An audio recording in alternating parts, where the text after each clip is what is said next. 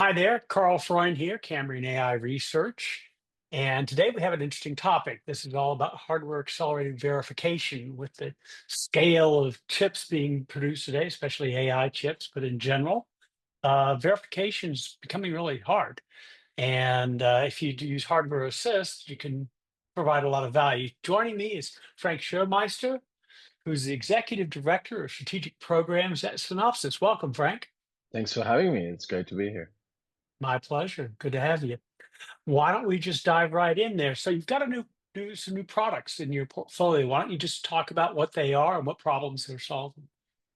Sure. So if you look into the announcement we just made, it's all about the um, growth of the portfolio of hardware-assisted verification engines, the expansion. So we have already available the most capacity scalable system with the ZeBu Server 5, which scales to very large capacity. We already have existing systems in the prototyping space with the HAPS 100 products, and we are adding and we had already a product called EP, ZeBu EP. We are adding to that product line two new products, which is ZeBu 200 and HAPS 200 as new hardware assisted verification engines that are enhancing the portfolio. And it's making it very unique in the sense that you have more options depending on your design to be able to optimize more for capacity, scalability, and density. That's kind of the ZeBu server side of things. And on the other side, you can optimize more for return on investment and being able to get to speed for prototyping, for example, very high performance. So how fast are these new platforms, and how much faster are they than the old? So in comparison to the comparison piece is for the new platforms is the existing ZeBu EP system, which was already supporting emulation and prototyping, hence the EP. The system now is on average up to 2 times faster. And then in terms of other improvements, you have improvements in the area of debug because these two new systems are based on the latest AMD FPGA technology.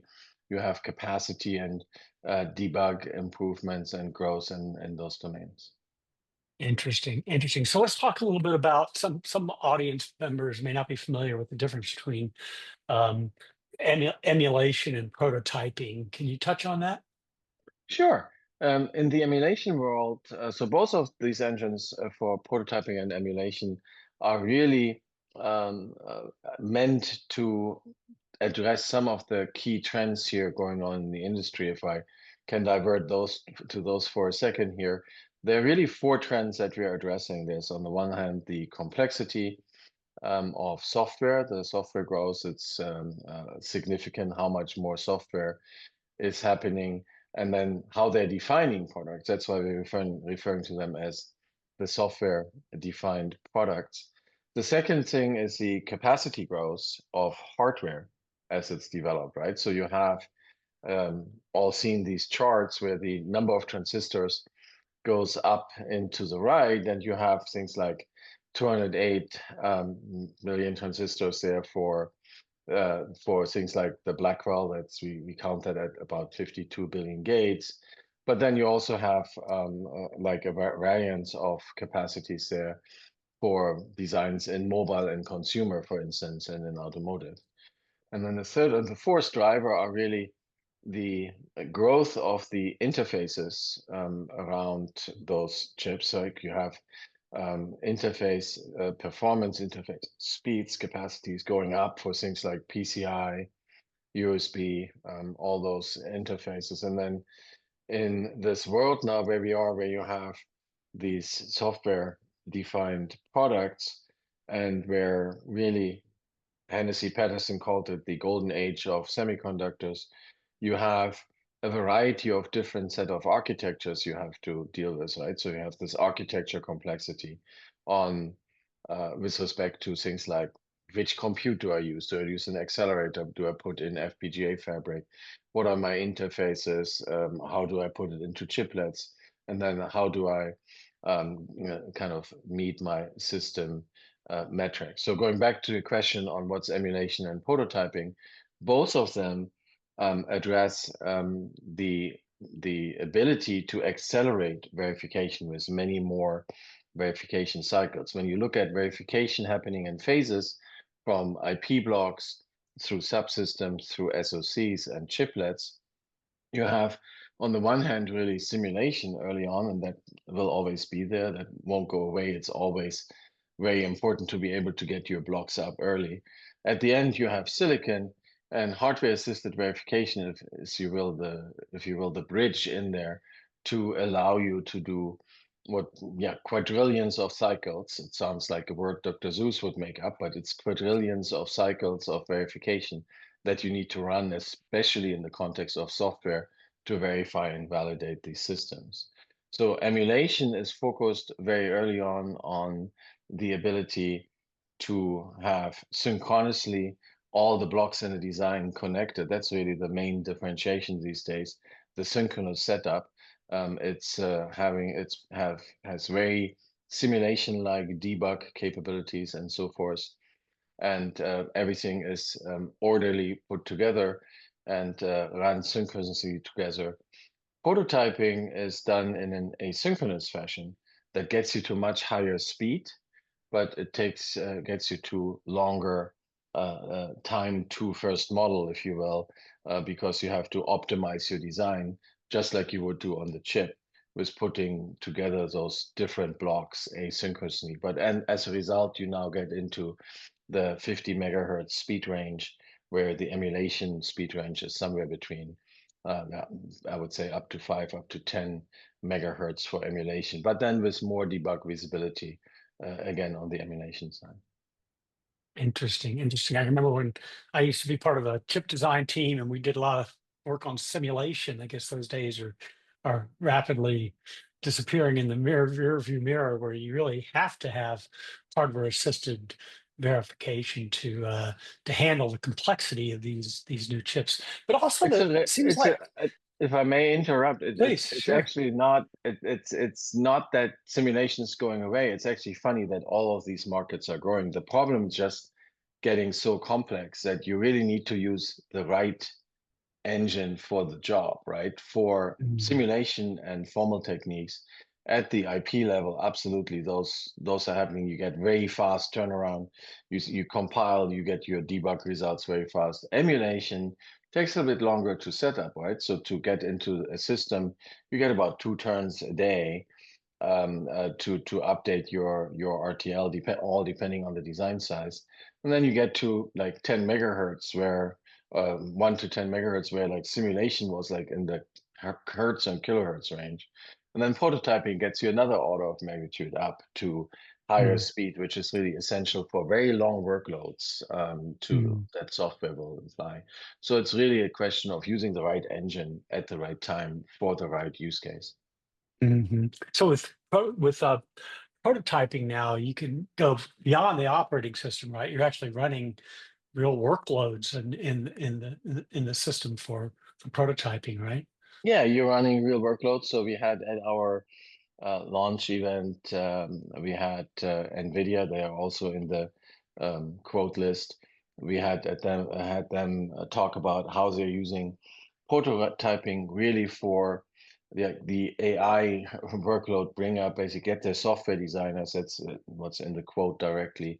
Get their software designers there for those AI semiconductor components to a much faster speed level. They talked about the 50 megahertz speed you get with prototyping on there. Mm, They're using also emulation for other use cases there early on.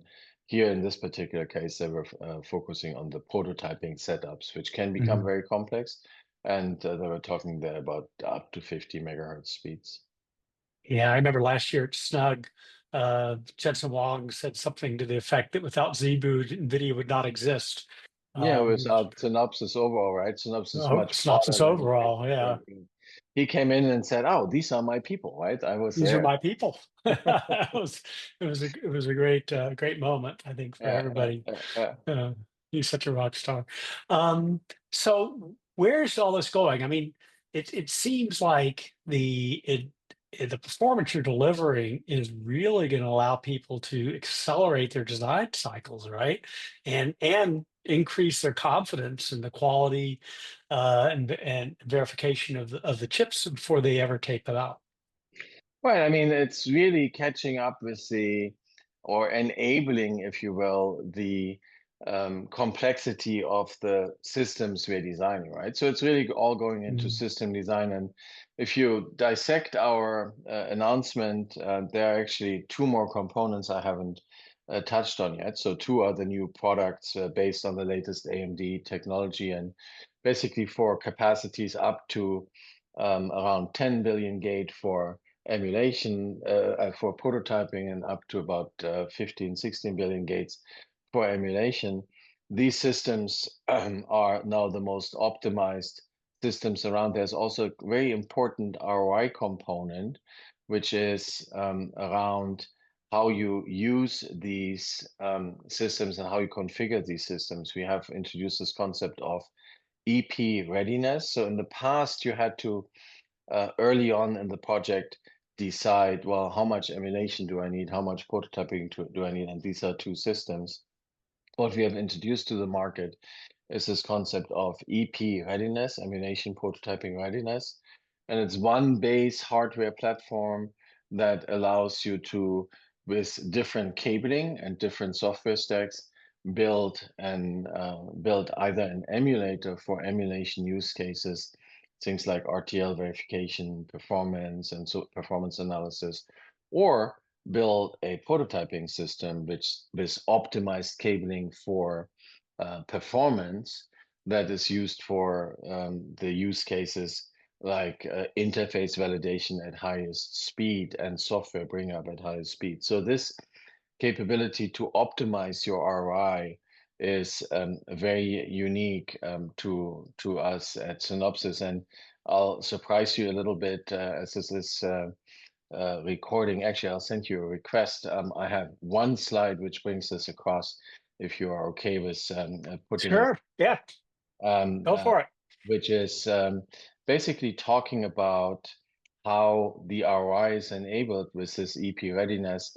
So you buy a pool of systems, you have multiple projects running in parallel, and you're essentially starting with a configuration where you start with emulation for the RTL verification use case, IP subsystem compliance. That's where you need very high speed, some prototyping systems for this. And the other project, you have power validation with emulation and some software bring up going on. So now you go in to, at this point here, you're done with your power validation for emulation. And now you go in and you actually now reconfigure the system, right? So you take your Mm. emulation systems here, you need more software bring up in the later phases here for the project one. Now you go further in your project and you're done with your performance and RTL verification here. Your third project is starting up, and you're now taking these systems and reconfigure them to do RTL verification and software bring up on your side. So this is the a very unique capability where we bring together based on one hardware platform, different cable configurations, different software stacks, and interface solutions to connect to the outside world, where we enable both emulation and prototyping use cases on the same hardware platform. You don't need to buy two systems at the beginning. You can reconfigure it.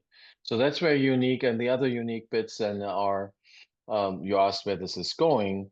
This is going to much larger system, but also from a performance and capacity perspective, more diversified systems. You will still need these chips like the Blackwells of the world, 52 billion gates, that will grow further in next generation. So you need more capacity. That's something where we're introduced capabilities in this concept of modular verification, modular hardware assisted verification. And then we talked about software a lot. That's where our enhanced hybrid technology, where you put together a virtual prototype with our virtualizer technology, which just got faster. It supports multi-threading with the fastest emulation engine, and then you can get to things like Android boot up for a mobile setup for a mobile chipset. You can get to Android boot up in less than 10 minutes for a chip that doesn't exist yet, right? So for this hybrid virtual emulation setup, which is getting you to that speed, and this way you can then literally bring up we have cases now where they're playing, you have Angry Bird running on the mobile system, and then for the AI people, they need to at one point emulate the AI workloads to make sure that at the hardware software interface and from a performance perspective, things are working correctly. So those are the additional two parts of the announcement: modular hardware assisted verification and the enhanced hybrid technology. Okay, that really helps because I was reading your press release and various articles have been written about this, and I didn't fully understand that. And I really like your animation there. I can see how the system evolves and how that would really help with ROI because you don't need to know in advance exactly how much you need for emulation, how much you need for prototyping. You can kind of mix and match and reconfigure as your project needs change. It gives you more options, right? In the vein of what we talked about earlier, using the right engine for the right job within Mhm. the domain of hardware assisted verification, you now have more options. You will still need for the more than 50 billion gate designs. We have customers that are pushing now 70, 80 billion gates that they need to run in emulation. That's still something you would do with ZeBu server together with a modular HAV capability. But then in this domain up to, let's say, about 16 billion gates, which is the mainstream is there. That's kind of where you have the mobile advanced Mm. chipsets and the consumer advanced chipsets, and even a lot of the AI accelerators. They're all in that domain. You have now the ROI optimized, return on investment optimized setup with our EP-ready hardware, where on the other end with ZeBu Server, it's all about total cost of ownership, that you have the highest capacity, scalability, and you have the highest density there for the data center. So it gives you more options to optimize for your use cases with the right amount, with the right hardware engines. Well, thank you very much. It's very helpful. And I was wondering, before we wrap up, do you have any other comments, anything else, observations from early customer experiences? Well, we talked about, and you have this in the quote sheet and in the Hmm. industry voices. I mean, it's amazing to see how these customers like NVIDIA get to 50 megahertz, how AMD was able to use this EP ready concept already in the ZeBu EP capabilities to get to significantly higher speed. But then the other takeaway from our launch event and from the whole development also is that you really need a village to get all this together, right? So it's very important to recognize here the close partnership between AMD and Synopsys. When you bring together the design, the customer comes with a design that is, I don't know, 15 billion gates.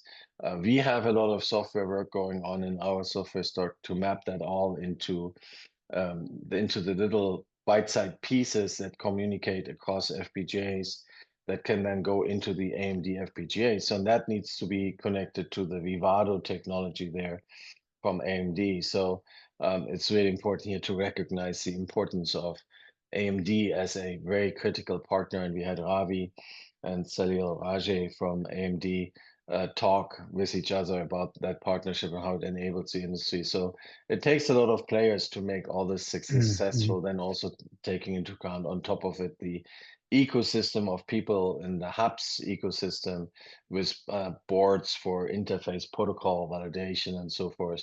So it takes a village to get all this AI enabled, which is quite fascinating and will probably remain and even be more complex over the next couple of years. So it's job Yeah, security for engineers for the next 20, 30 years, I would say. It's a great place to exactly. be in. Exactly. And helping people accelerate to annual cadence of new product releases is Exactly. really important to the business. And looks like these platforms will help you get there. So, Frank, Exactly. this has been great. I really, really Thank you. understand it much better now than I did before. And I'm sure there's a few things I still don't understand, but maybe we'll have you on again sometime soon and explore it Happy further. to talk again. And I think you always love your reports at Cambrian and reference your data. So I think you got the most of it there. So all great. Thank you. Thank you very much. Thank you very much. Have a great day. Have a great day.